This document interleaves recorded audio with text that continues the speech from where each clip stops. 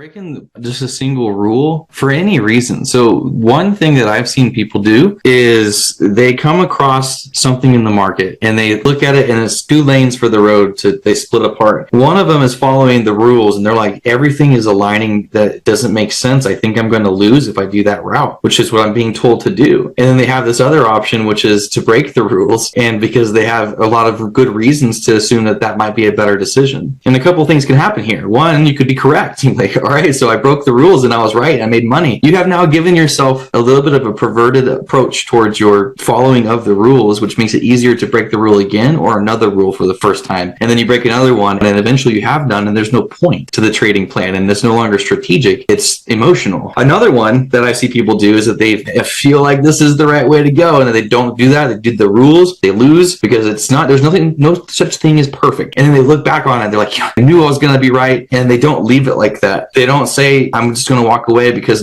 there's no such thing as perfect. They're thinking, oh, I could have made it perfect. And so that fear of missing out now perverts the next decision that could be made unless you look at it objectively and say, yeah, sometimes it's not going to work out. And then the last thing that can happen is that you decide to go that route that's following the rules and it actually works out. And you're like, oh, thank goodness, like, whew, I'm glad that worked out. So the idea behind a strategy is not to be perfect. It's to be accurate and consistent, or I should say precise.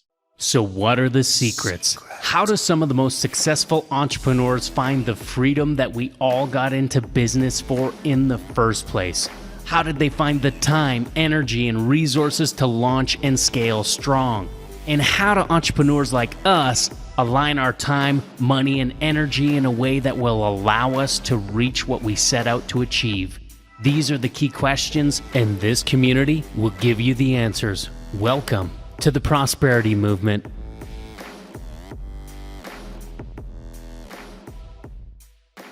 Let's rock and roll. Okay, so we've come a long way as a company over the last few years, and so what we've decided to do is we're going to call it kind of like a relaunch. Now, for those of you that are already members, you already know the changes that we've made because we talked to you guys about it. You've seen the shift over to pod. Hence, guys, results here, 1.88 whole percentage for the week. That's fantastic. That's profitable. So we've made some tweaks and changes based on data. Everything we do is data driven. So we decided, and this is Travis's idea, we're going to kind of relaunch a little bit. We're calling it ProsperityU 2.0. And so next week, Thursday evening, we're actually going to have a full-on event showing it, and we would invite you to invite other people. Anyone can attend. We're going to showcase a lot of the different numbers and things and what we've noticed and what we've seen work and what we've seen not work and what we're looking to do in the future coming up. So it's going to be a really great thing for you guys to get to. So today, well, first off, anything else that I may have missed about that next week, Travis? I mean, that's the kind of the nuts and bolts. Yeah. Yeah. Yeah. The big picture idea. Yeah. Perfect. Just we have a lot of experience and data with the people that we've worked with and are making moves to make things better because basically all of Prosperity U is built off of student feedback. Because the idea is that, I mean, we could teach something, but you have to let us know what's effective, what's not effective, what's making your eyes glaze over, what's getting you excited, right? Like what's going to make it better. So the 2.0 is not just, maybe like conceptually, nothing has really changed about trading, but the 2.0 is all that student feedback and maybe even some making things look a little bit better and feel more efficient and such, right? So I'm excited to show it all in detail on next Thursday. Yeah. Amazing. So today I figure let's talk a little bit about kind of what that journey has looked like so far for us as a company and as a community. So it all started back in April 1989 when I was born. I'm just kidding.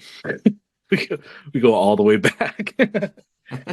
Started with my mom and my dad. No.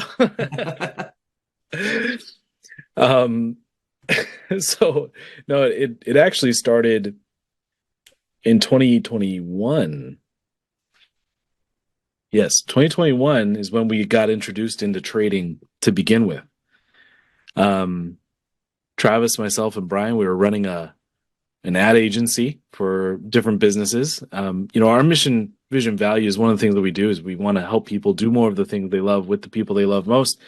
And based on our knowledge and skill set at the time, the best vehicle we found to do that was through business, running a business. And so we wanted to help people do that by improving their marketing and sales, and we have skill sets in those areas, right? Um, and then we got a guy named Justin who wanted us to market his stuff, which was trading stuff. So I'm not going to get into the super big details, but we ended up joining an MLM organization and ended up promoting them, and we did pretty well with that side, but we stopped promoting them, and mostly it was because very few people in our that we had in our downline, right? Very few of them were actually getting a result. And so it was hard. If you've ever done sales before, you can't sell something you don't believe in. It's just not possible. And so our I belief, disagree with that. I think it's certainly possible. It's just really unethical. yeah, for us, it's impossible. Yeah.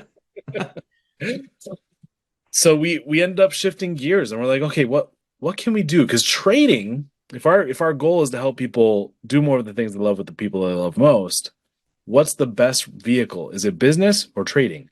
In our opinion, trading. Trading is it's simpler. It requires less time than business. Business is a lot. There's a lot involved with business. Trading, it's like you master a strategy and you master your discipline and you pretty much have it. So we're like, well, trading. Well, how do we do this then? Right. So I don't know, Travis, do you have anything? Did I miss something so far in the little story? Well, I mean, at first we were really skeptical with Justin and what he had to say about what trading was. It seemed too good to be true, and then he proved it, showed it to us, and we're like, oh my gosh, right? And then Yeah. that's when you kind of took a step back from our previous business and left me, primarily me, but a little bit of Brian and you both as well, to kind of take care of that while you go and explore that realm and had really, I mean, amazing results. You really incredible, actually. You did. Can we say those? Are we Yeah. still? So you took an account. You started with $500, turned it into a little bit over 90K in your first 90 days, and that was with some direct mentorship and help and a lot more time than most people would put towards trading. So it's not results that people typically get in their first 3 months. And so we were super excited about that. We're like, oh my gosh, this is the next best thing since two-ply toilet paper or sliced bread or something. This is awesome, right? And so so we started getting those. Our excitement and our passion and our results kind of drove the growth of that immediate group. But then disappointingly, it wasn't really taking off for anybody else.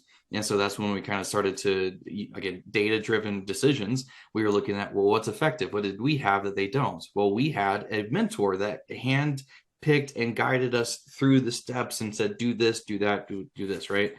Um, and that's when we started taking some people kind of under our wings, right? And with that approach, we started seeing some better results. I'm like, okay, obviously this is a missing piece of the puzzle. And then you had a really cool revelation for the job killer strategy that was like, okay, this is exactly, bam, what I need to be teaching people. And then from there, even better results. And so we had our own strategy, we had our own coaching services, and we have our own marketing agency. And we know what we're doing entrepreneurially. So we're like, why are we with an MLM that's not delivering the results?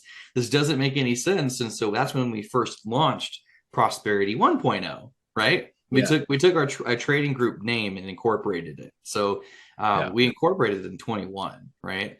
22. 22. Yep. Okay. And so that's kind of the beginnings with a different style of trading.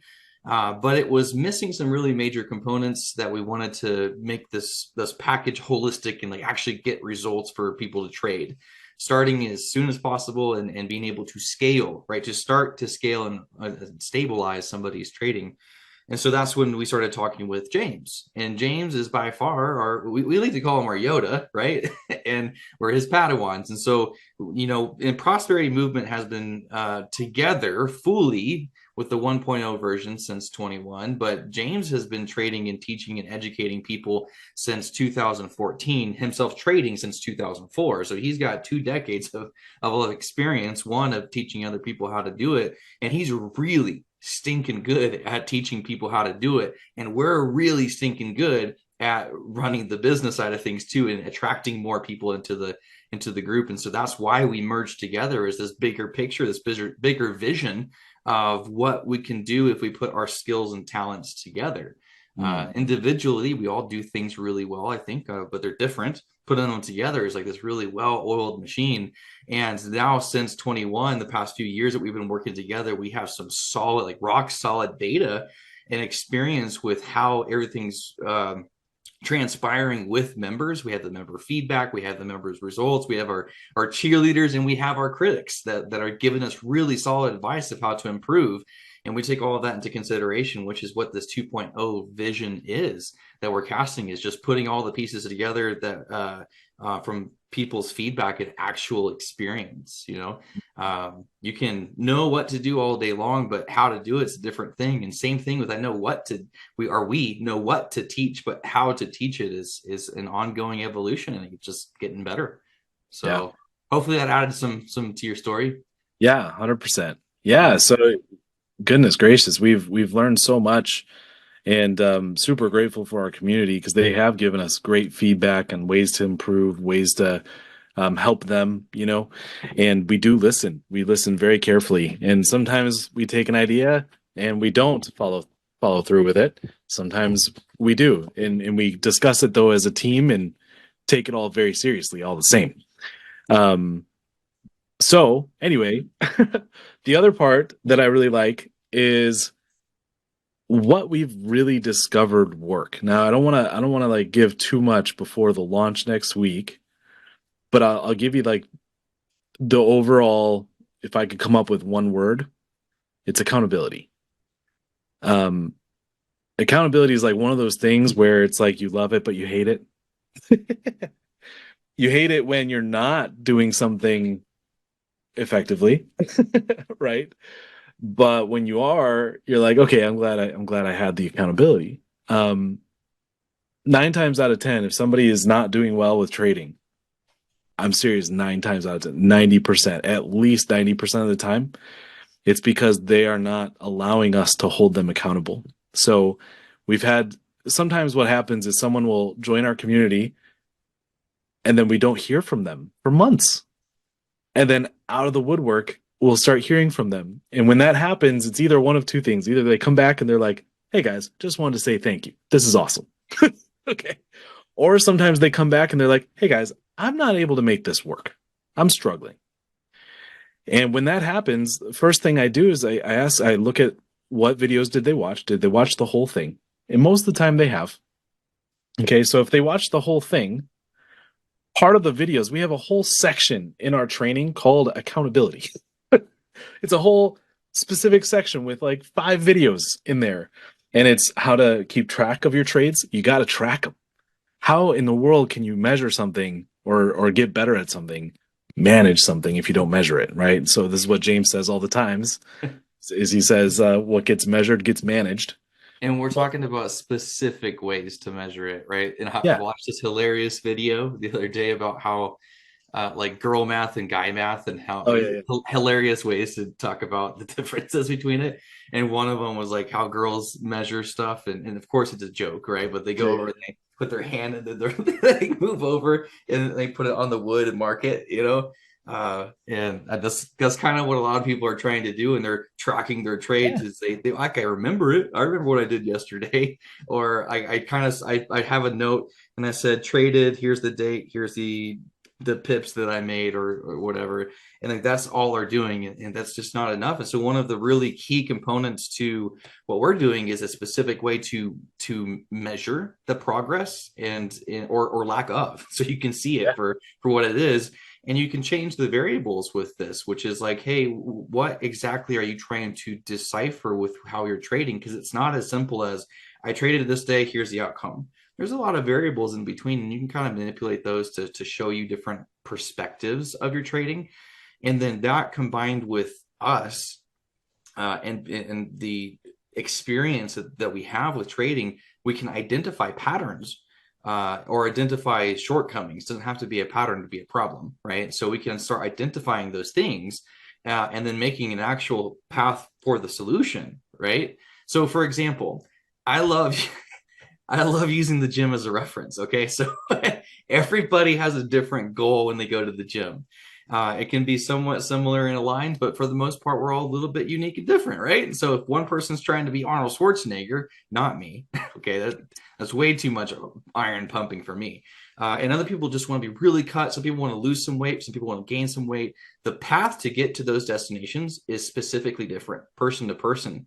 Even if you have the same end goal exactly, it's going to be different person to person because of the different genetics and makeup and diet and other such contributing factors. And the same thing is true for trading, that if you're going towards a specific path, I want to make 10 grand a month, I want to make 10 grand an hour, whatever your goal is in that approach, we have to figure out how it aligns with you and how you can implement that and be held accountable.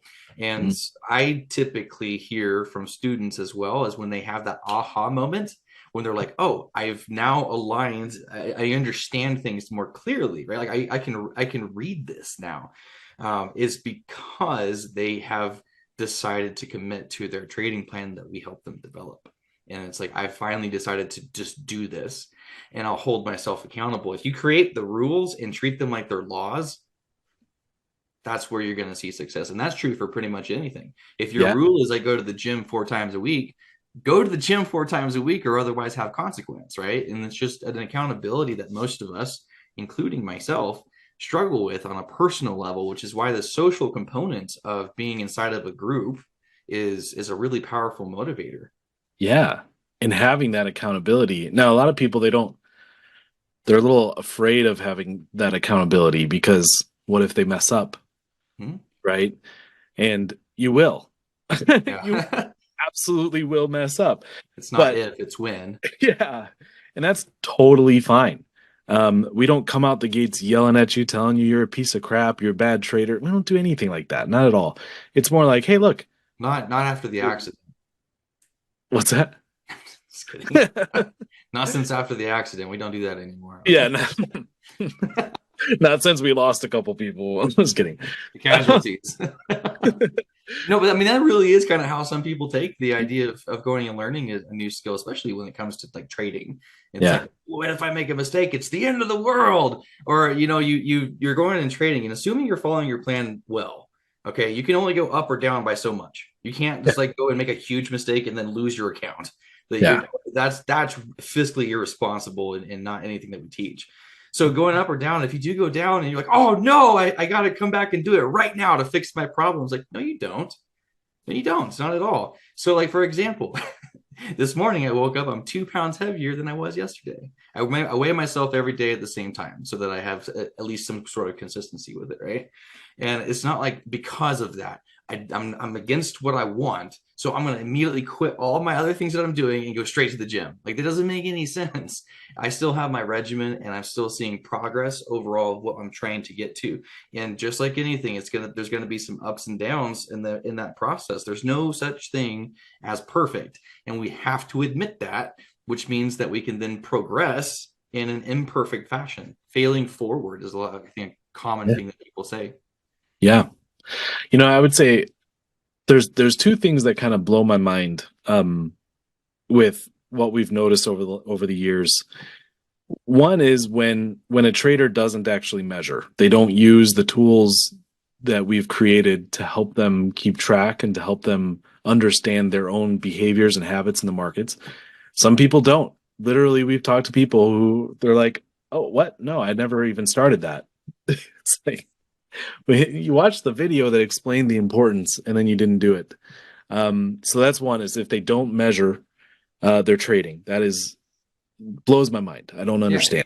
And there's not exactly a ton of information to go through. Like you're not No. reading this encyclopedia of books or going through this Netflix worth of videos. It's roughly 15 hours worth of content if you go at one time speed.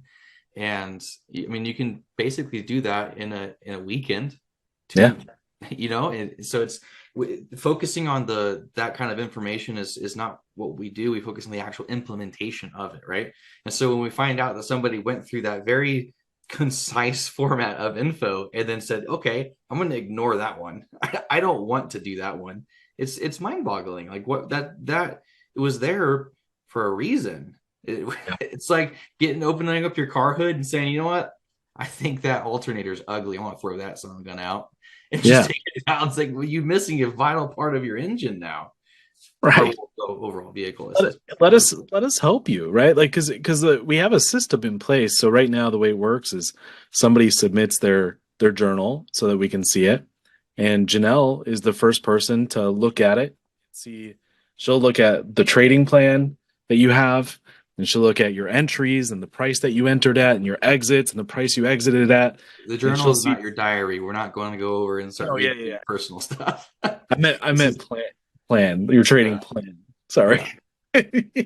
Well, It's I want people thinking that you're supposed to sit there and like write some kind of sentimental note after each trading uh, session. it's I a felt log. really good today. My coffee was nice, and like that's not necessary. But the data that comes with the trading journal and the trading plan itself, right? That's what you're referring to. Yeah, yeah, yeah. Yes, thank you. Yeah, it's more like a log. Here's my trade. This is what happened. Here's my trade. This is what happened. And it's just numbers.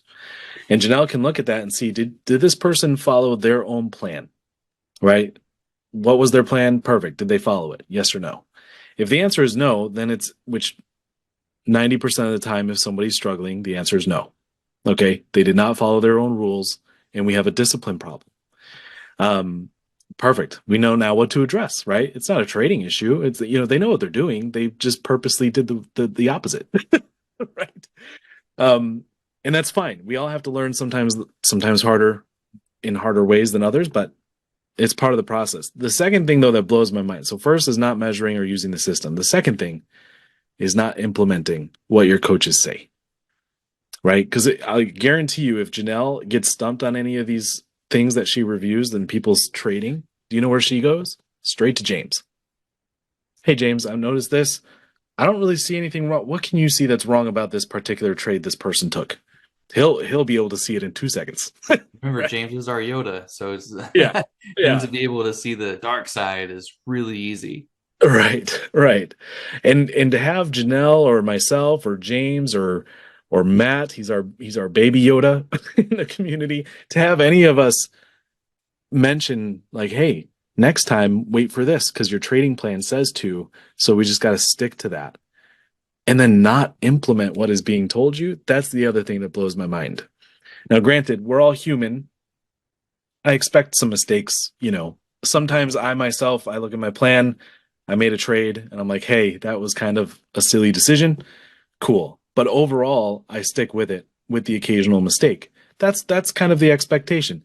I don't understand someone that breaks their own rules every day. Okay. I'm like, what are you doing? I don't understand that. And it's literally coming from a lack of discipline. Um, and so that's where we got to dig a little deeper because what's happening is emotion is getting in the way of logic. Well, that and breaking just a single rule for any reason. So one thing that I've seen people do is they come across something in the market and they look at it and it's two lanes for the road to they split apart. One of them is following the rules and they're like everything is aligning that doesn't make sense. I think I'm going to lose if I do that route, which is what I'm being told to do. And then they have this other option which is to break the rules and because they have a lot of good reasons to assume that that might be a better decision. Okay. And a couple of things can happen here. One, you could be correct. You're like, all right, so I broke the rules and I was right. I made money. I've reinvented the wheel and I'm invincible. You have now given yourself a little bit of a perverted approach towards your following of the rules, which makes it easier to break the rule again or another rule for the first time. And then you break another one, and eventually you have none, and there's no point. to the trading plan, and it's no longer strategic, it's emotional, right? So just breaking one gives you the opportunity to do it worse. Another one that I see people do is that they're like, you know what, I feel like this is the right way to go, and then they don't do that. They do the rules, they lose because it's not, there's nothing, no such thing as perfect, right? And then they look back on it, they're like, I knew it, I had the gut feeling, I knew I was going to be right. And they don't leave it like that. Mm. They don't say, I'm just going to walk away because there's no such thing as perfect. They're thinking, oh, I could have made it perfect. And so that fear of missing out now perverts the next decision that could be made, unless you look at it objectively and say, yeah, sometimes it's not going to work out. And that was one of those times, and it's okay. And then the last thing that can happen is that you decide to go that route that's following the rules, and it actually works out. And you're like, oh, thank goodness, like, whew, I'm glad that worked out. I guess I wasn't reinventing the wheel and such, right? So the idea behind a strategy is not to be perfect, it's to be accurate, right? Yeah, And inconsistent. consistent, or I should say precise, right? So if you think of the difference between precise and accurate on like a, say, throwing darts is going to hit the bullseye every time, right? And precise is that you're going to hit the same place roughly in a cluster, right? So you might be around the target a couple of times, you hit the bullseye, and a couple other times right outside of it, but that's precise. But if you're throwing darts and it's hitting the wall, like I've done a few times, and going all over to different places, you can't keep it straight. That's where we're trying to focus people, is like, just walk this path. And thankfully for trading, throwing darts is a lot more talent oriented than trading, which is skillful. Skillful can be learned, and I suppose you can learn to throw darts, but it's going to take some talent. Okay. So that's kind of a benefit there. Yeah, 100%. I love that. That's amazing. Yeah, I mean, in my own little experience, and I say little experience, I mean, primarily for the first few years or first 2 years of us trading at all, I was focused only on binary trading. And it wasn't until 2024 that I shifted gears. And this is all part of ProsperityU 2.0 and the data that we're covering. It's not that I'm not good at binary. It's just that we found that pod is a little bit more of an effective way for most people, for the majority. And so I switched over because I wanted to learn just like our members do. And I wanted to make sure I'm in the trenches and learning with them and providing clarity where clarity is needed. And if I were to simplify the whole process, okay, it is you make a trading plan and you follow it. And it's very much an oversimplification. However, that's all I do. I made a trading plan, and I broadcast that trading plan. I share it with people. So if anyone wants to see my trading plan, I'd be happy to give it to you. But it's mine, right? So you got to keep in mind, my trading plan looks different than James's. It's the same strategy, but I'll give you a quick little example. I happen to wait for what's called an RTF. If you don't know what that is, you got to join us. We'll teach you. Okay. But I wait for an RTF. James, he literally just waits for the line to turn green for a buy and red for a sell. He doesn't wait for the actual crossover. I want to wait for that crossover. Okay, that's just me because I'm not as good as James. I need a little extra confirmation. I need a little more security and safety with my trading. So everyone's is going to be different and tweaked to fit their type of behavior in the markets. But that's kind of the overall gist, is you make a plan and you follow it. If you're having trouble following it, that's where we come in and our support. We can help you. We can encourage you. We can inspire you. We can give you little mind tricks that'll help you stay on the straight and narrow. Things like you have five, this is how James puts it, you got 5 bullets in the chamber. Each trading session, you're only allowed 5 trades. I've done that before, and I end up in a break even, where basically 5 break even trades.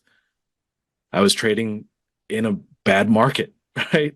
But I'm happy it wasn't a 0, or I mean a negative number, right?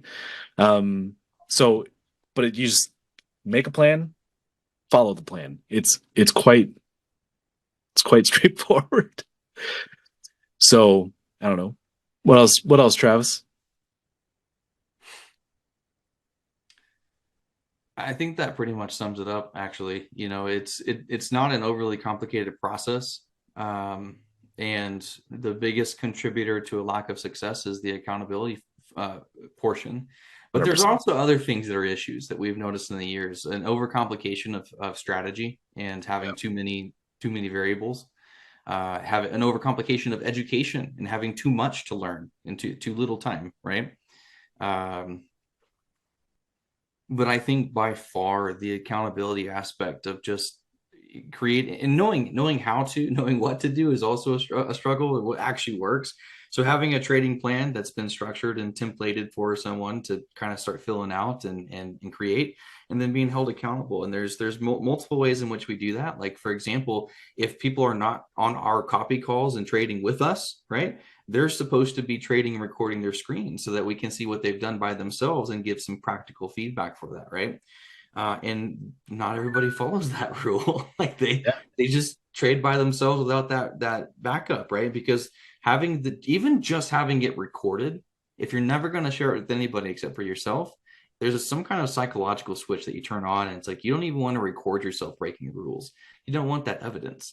And so just recording your sessions is holding yourself a little bit higher level of accountability.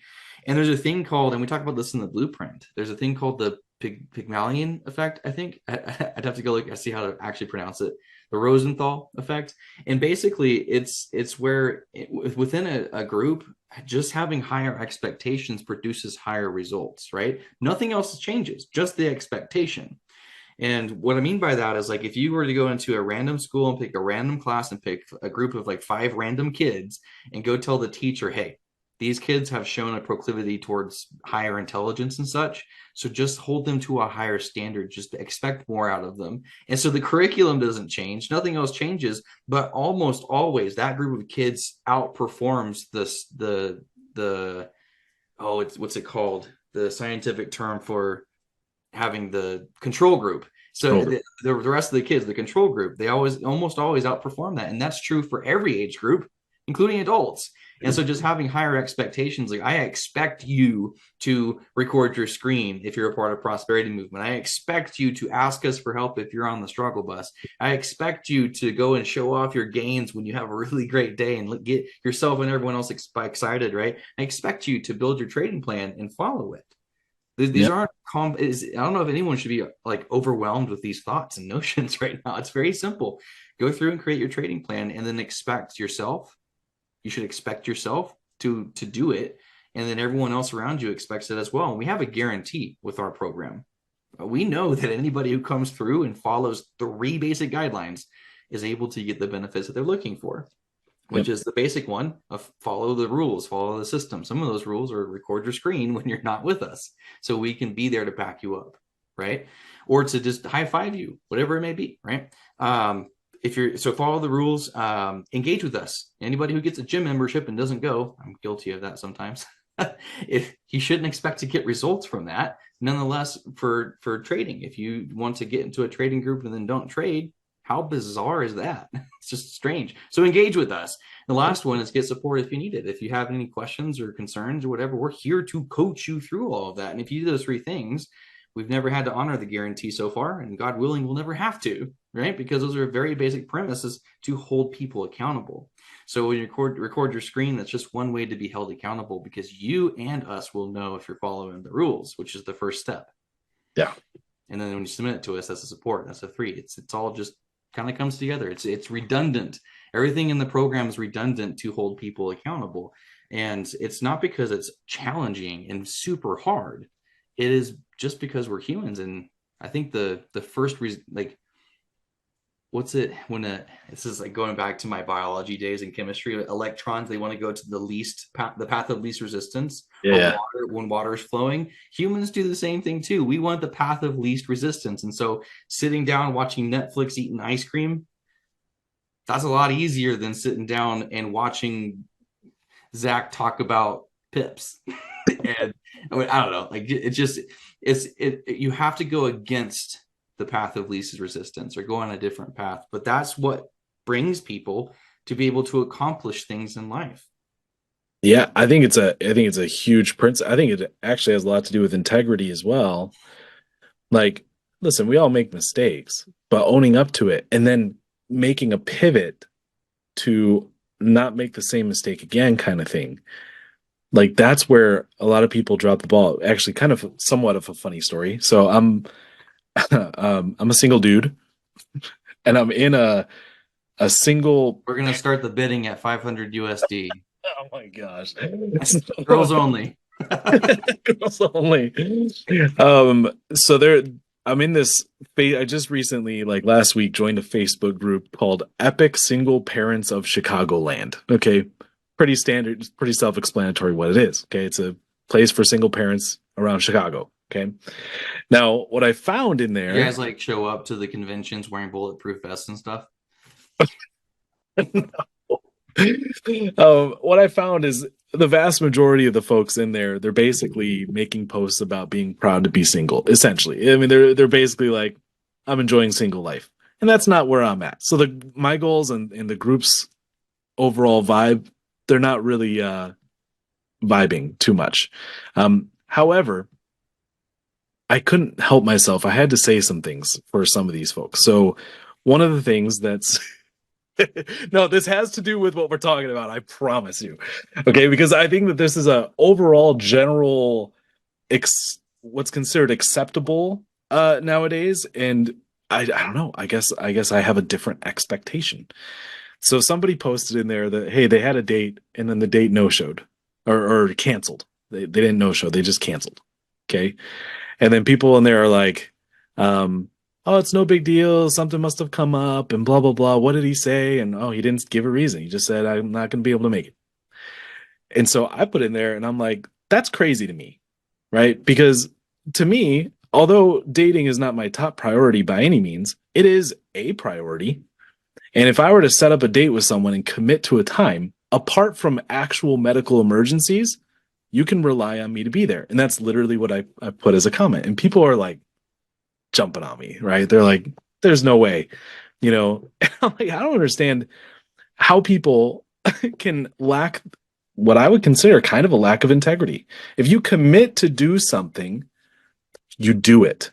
Now, is there something that could interrupt it and that could cause you to yes, obviously there's exceptions. It's not black and You know white. how many people have family emergencies and medical emergencies when they Those, book yeah, times in our calendars, whether it's any one of our businesses that we've ever had or currently have. There's always like brain surgery. How many people do you know that have had brain surgery recently? They come up with all kinds of wild excuses. I don't know if I've literally had somebody cancel on me saying, "Hey, I decided to have brain surgery today." Like legit trying we to. I hope you're we not. get that. That sounds We get horrible, that but so much because we get 30 some odd appointments booked every single day in our business, and you'd be surprised how many people on the same day around the same time have medical emergencies all the time. It's obviously they're not all telling. Maybe one of them is telling the truth, I'm sure there's plenty of them that are. but there's a lot. Absolutely. There's But no it's a lack of integrity or a lack of commitment or some kind of yeah, combination. combination of those, right? Yeah, And yeah, so that's what you're picking up on is that if you say you're going to be somewhere, even if you're not really fully committed in your mind, there's like literally committing to it, you're just like, oh yeah, I'll be there. There's a certain integrity that you're lying through your teeth or going to at some point. There's an integrity attached to commitment as well. So you can have that commitment and then have a massive emergency actually happen. You're not jeopardizing your integrity at all. But if you exactly. commit to something and then you're just like, oh, well, I got brain surgery all of a sudden, I'll that's I'll give I you an think example in our company. We've had people where they're like, yeah, I'm committed to this time, and then let's say it's a follow up. So they talk to Travis, they're interested, they're probably going to join, and Travis says, look, how about this? I'll call you in 2 days. Go talk to your spouse or whatever the case might be, right? And 2 days later, we'll get a text from the person, and there's sometimes they'll say like, hey, I decided not to. My spouse is not on board. You know, but we had a time. I'm willing to still meet with you. I just don't want you to have to waste your time. Okay. We're okay with that. We're like, hey, that's great. No, I still want to meet with you, of course.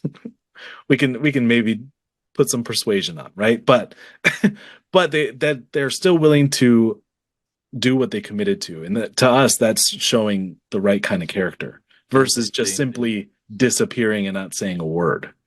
Yeah. I think the having that integrity is significantly more important to us, and to me at least, For sure. than just the overall commitment of things, right? Like for someone to, I won't say names and such, but we had a gentleman who was literally at a funeral procession and still took the time to jump on a call with us. And that may be because he really wanted to talk to us or he just wanted to be integral. Regardless, though, he at some point told me, I didn't know. And like when we're about close to the end of our conversation, he's like, I really got to go. Here's XYZ happening. I was like, why did you open up with that? Like, we probably could have rescheduled and such. And just the sheer amount of integrity and or what presumed to be. Yeah. I mean, I don't know the exact story behind it, but it Yeah. impressed me to think that this guy was respectful enough to at least, Make an get effort. the call. And so I was like, all right, yeah, sure, whatever you want. And I'm willing to bend over backwards. But somebody who is, those are the people that we strike really great deals with in certain scenarios when maybe there's some issues with their own personal finances and stuff, that we're willing to help with those people.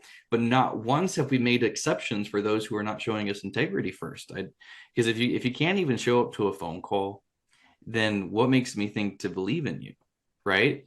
Like you wouldn't. I'm thinking of like basketball teams and football teams. If you can't even show up to practice, who cares how much talent you have? You're part of a team. And I don't know. Maybe I'm kind of off my rocker right now. I'm thinking of No. all these different stories, and it's really important and impressive for us, and we want to work with that kind of person.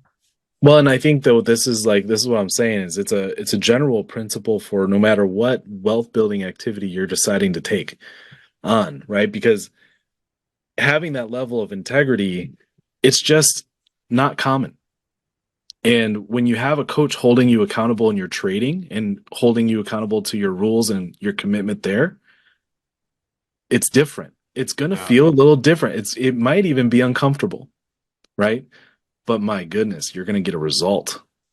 And then when you get that, all of a sudden you can start applying the same level of integrity in other areas of your life, whether it be health, relationships, what have you. And all of a sudden you're going to start to see results in those areas as well.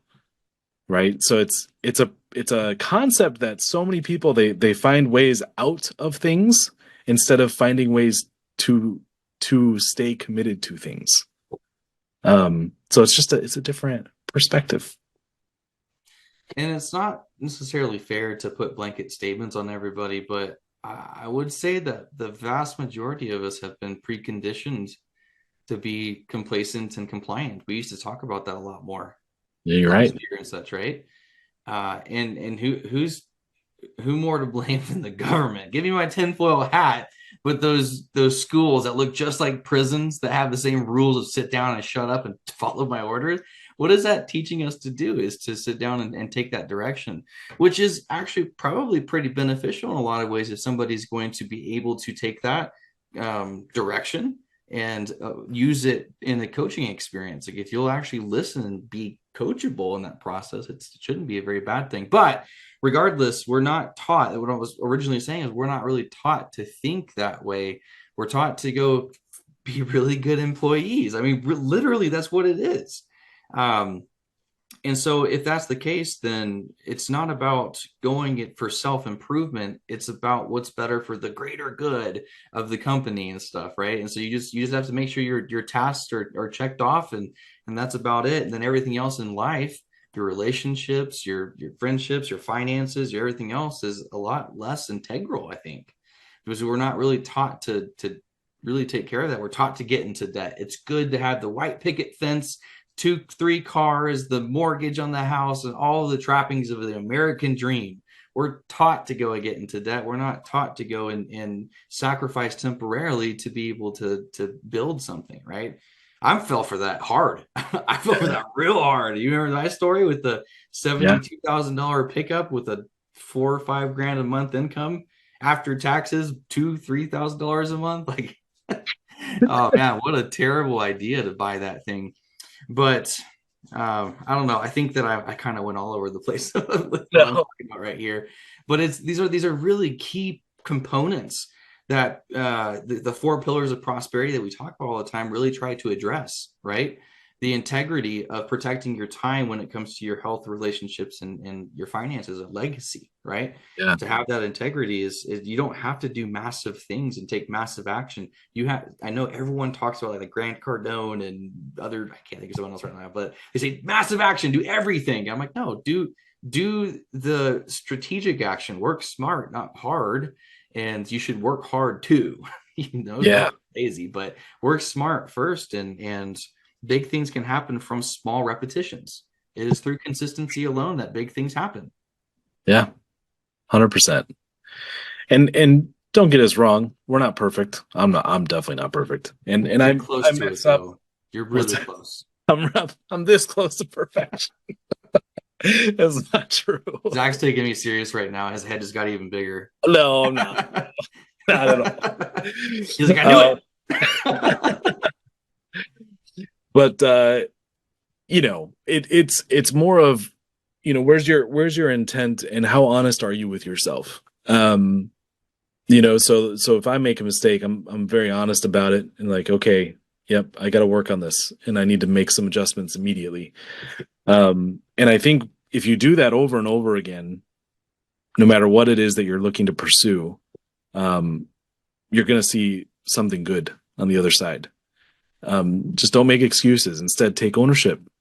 Take ownership of the mistakes and responsibility for them, and you'd be surprised at how much change you can make in order to get the result you're looking for. Just So, like compound interest with trading, it's little tiny movements over a period of time. Okay. yeah, So I watched a really good TED talk, and it was years ago, but it's still a memory, where this guy would go out and he'd crochet or knit. I think it's technically knitting these around like a big rock or a tree. So he would knit a cover for it, and he showed this first one. He goes, I just kind of got into knitting on accident. Like I think his grandma was like lonely and spent time with her, and so they learned how to knit. And he went, he's like, I just want to knit this rock for some reason. And he showed, and he gets this really cool. It took a long time. And then he shows another picture, and it's like this boulder that's gigantic that he knitted around, and everyone's, their jaws are dropping. Like, how long did that take you? He's like, it took me 5 million hours, whatever it actually was, right? It took me a long time, but I didn't go there and sit at this place for 10 weeks doing it. I went a little bit every single day, or on my schedule, right? And every other day, whatever he actually did. I'm not trying to give details right now. So he gets this big rock. Everyone's flabbergasted. Then he shows this like forest of trees and rocks, and it's all covered. It's like, it took me years to do all of this. And he goes, the power of incremental changes is really important for you to do these little things repetitiously over and over. That's all we're trying to show people to do with trading. It's all we've ever tried to show people to do with marketing is in sales and gosh, I mean, anything that we've put our hands into is like, just make these small changes and do them repeatedly, right? Yeah, 100%. Love it. Well, make sure to join us next week, Thursday at 5 o'clock Mountain Time. I think, is that right? 5 o'clock Mountain Time. Pretty sure that's what we decided. Probably 5 o'clock Mountain Time. You talking to me? check your emails, because you'll probably be getting emails about it. For those of you that are members, it is an event in the hub, so you can check your hub events. It'll be there, so whatever time that says. but please join us. We'd love to go into more details on the data. We also, if you want to join, if you want to hop in and learn more. The cool thing is, you don't have to wait till next week. It is all active and ready to take advantage of right now. So next week's going to be fun to introduce it to everybody, but you can actually get ahead of the game and ahead of everybody else. It is first come, first served basis for our community. We do have policies around how many people we're willing to bring in and how to get in. So if you want to jump in sooner, you can go to prosperitymovement.online. Kelly says it's 5 p.m. MST. She looked into how it looks like. Thanks, Kelly. You can go to prosperitymovement.online. Again, it's prosperitymovement.online. And from there is a bunch of big yellow buttons. You can't miss them for you to be able to sign up with us. and we'll get you going. It's all step-by-step. There's nothing confusing. And if there is, let us know so we can fix it. But prosperitymovement.online, go sign up with us. We'll see you next week. Thanks, guys. Adios. Bye-bye.